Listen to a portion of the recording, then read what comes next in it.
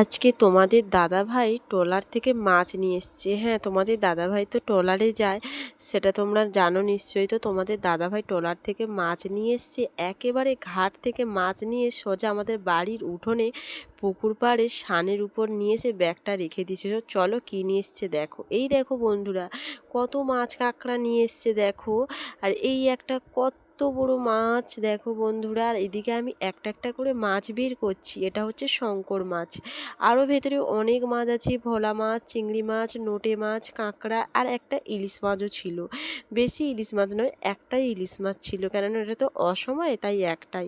So আমি এই মাছটা নিয়ে খুব আনন্দিত পাচ্ছিলাম, মানে এত বড় মাছ।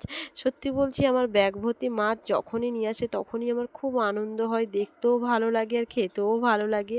আর বন্ধুরা, তোমরা হয়তো ভাবছো যে এত মাছ আমরা কি একা খাই, কিন্তু না, এই মাছগুলো আমরা আমাদের পাশের বাড়ির লোকেদেরকেও দিই, তারপরে আমাদের আত্মীয় স্বজনকেও দিই। তো দেখো, আমি একটা একটা করে বাছছিলাম।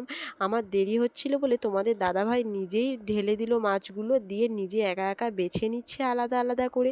কেননা ওখানে তো সব রকমের ছোট বড় সব রকমের মাছ মিলিয়ে মিশিয়ে আছে, তাই তোমাদের দাদাভাই একটা করে বেছে নিচ্ছে। আর দেখো বন্ধুরা, ওইটা হচ্ছে ইলিশ মাছ, ওই সাদা মতো মাছটা ব্যাগের ওখানে, ওইটা হচ্ছে ইলিশ মাছ।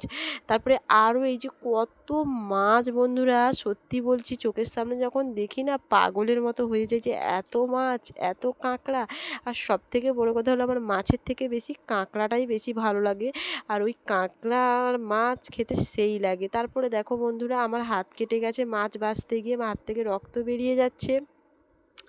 আর এদিকে দেখো, এই যে কত বড় দুটো চিংড়ি, এইবারে চিংড়ি কম নিয়ে এসছে, কম পেয়েছি বলে, না তো অন্য সময় আরও বেশি চিংড়ি নিয়ে আসে তোমাদের দাদাভাই।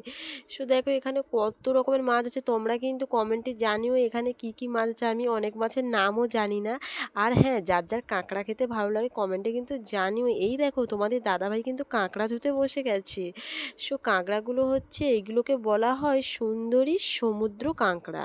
আর এই কাঁকড়াগুলো খুব মিষ্টি স্বাদ লাগে খেতে। আমরা এই কাঁকড়ার বেশি টক করে খাই। আর কাঁকড়াগুলোকে দেখতে দেখো কত সুন্দর, কি সুন্দর। তোমাদের দাদাভাই এগুলো ধুচ্ছে কেন বলো তো?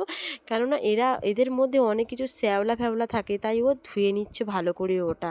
সো চলো বন্ধুরা, আমার ব্লগটাই এখানটায় আমি শেষ করব, কেননা আমাকে মাছ কাটতে হবে বন্ধুরা। ওখানে তো তোমরা দেখলে অনেক মাছ এসছে, আর কাটতে হবে, সময় লাগবে, তাই এখানেই শেষ করলাম। তোমরা ভালো থেকো, ভালো লাগলে সাবস্ক্রাইব।